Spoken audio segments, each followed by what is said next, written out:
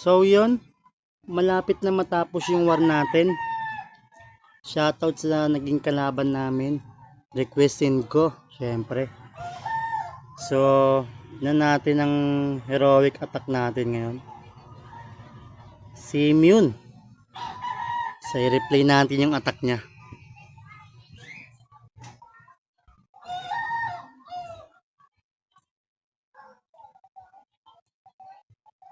So, air strategist attack ang ginamit niya.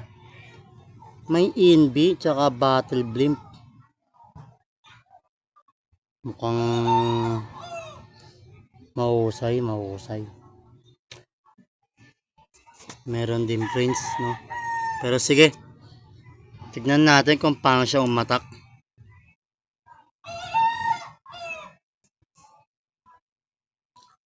So, TH14 pala yung atake niya, guys, ha. Semi-max. TH13 yung depth niya, eh. Meron ding ibang mga TH12 depth. Okay. So, yan, panoorin na natin. Laban. Tsaka battle blimp. Ano kaya naman ito? Wizard. Super wizard. Okay. Ang bilis niya mag-inbi, ha. Husay.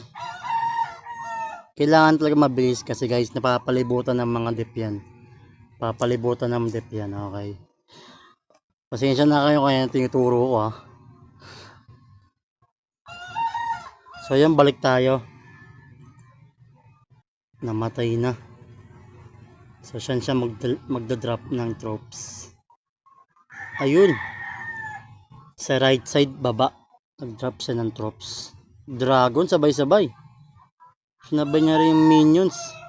Minion prince. Eh, nag-drop siya sa right side din ng Barbarian King. Barbarian King niya naka-bracelet. Snake bracelet ng spiky ball. Okay. Naglagay siya ng mas maaga yung totem niya. Pero okay na rin.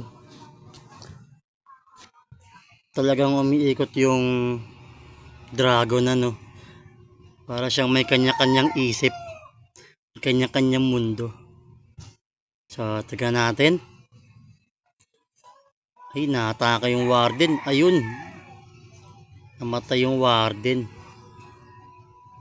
So, yung pre-hit na pre-hit dito yung Barbarian King. Pre-hit na pre-hit siya. Naku, naubos na yung dragon.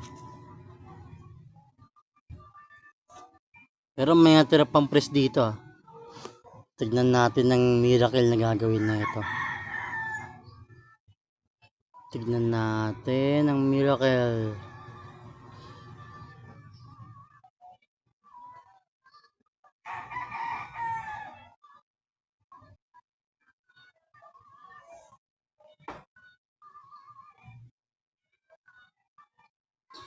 Talagang inuuna yung Barbarian King, hindi yung air dip.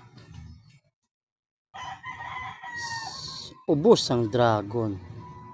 Kakayanin kaya ng Barbarian King to.